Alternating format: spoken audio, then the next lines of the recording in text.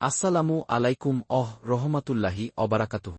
মহান আল্লাহ পাকের নামে শুরু করছি, যিনি দোজাহানের মালিক, আমরা শুধুমাত্র তারই ইবাদত করি, আলহামদুলিল্লাহ।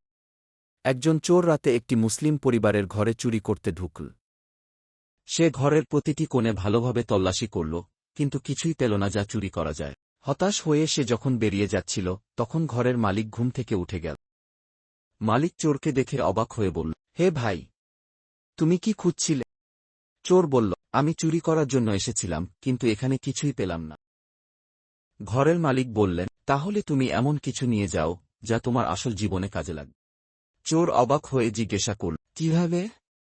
আমাকে তা বুঝিয়ে বল। মালিক চোরকে ইসলামের দাওয়াত দিলেন এবং আল্লাহর প্রতি বিশ্বাস স্থাপনের কথা বললেন। তিনি বললেন, এই দুনিয়ার সম্পদ ক্ষণস্থায়ী, কিন্তু যদি তুমি আল্লাহর পথে চলো, তাহলে তুমি দুনিয়া ও আখিরাতে সফল হবে। এই কথা শুনে চোরের হৃদয় নরম হয়ে গেল। সে তার গুনাহের জন্য অনুতপ্ত হল এবং তওবা করল।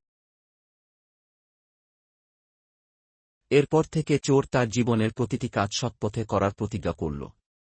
সে আল্লাহর আদেশ মেনে জীবনযাপন শুরু করল এবং নামাজ, রোজা এবং অন্যান্য ইবাদতে নিজেকে নিয়োজিত করল। তার পরিবর্তন দেখে আশেপাশের মানুষরাও অবাক হয়ে গেল। যারা তাকে আগে চোর হিসেবে চিনত, তারা তার নতুন জীবন দেখে বিস্মিত হয় এবং তার কাছ থেকে আল্লাহর পথে চলার দাওয়াত পেতে শুরু করল। এই পরিবর্তন তার জীবনের প্রতিটি দিক বদলে দিল। আল্লাহর প্রতি বিশ্বাস এবং তার আদেশ মেনে চলার মাধ্যমে সে শুধু নিজের জীবনে শান্তি পেল না, বরং অন্যদের জন্য প্রেরণা হয়ে উঠল। তার গল্প সবার কাছে একটি দৃষ্টান্ত হয়ে থাকল যে, সৎপথে ফিরে আসার জন্য কখনোই দেরি হয় না। সর্বশেষ বলা যায় যে, এটি একটি চমৎকার ও অনুপ্রেরণাদায়ক গল্প, যা মানুষের জীবনে পরিবর্তনের সম্ভাবনা এবং আল্লাহর পথে ফিরে আসার সৌন্দর্য তুলে ধরে। ইসলামিক এই গল্পটি ভালো লাগলে সাবস্ক্রাইব করে আমাদের সাথে থাকুন পরবর্তী এরকম সুন্দর সুন্দর ইসলামিক গল্প পেতে।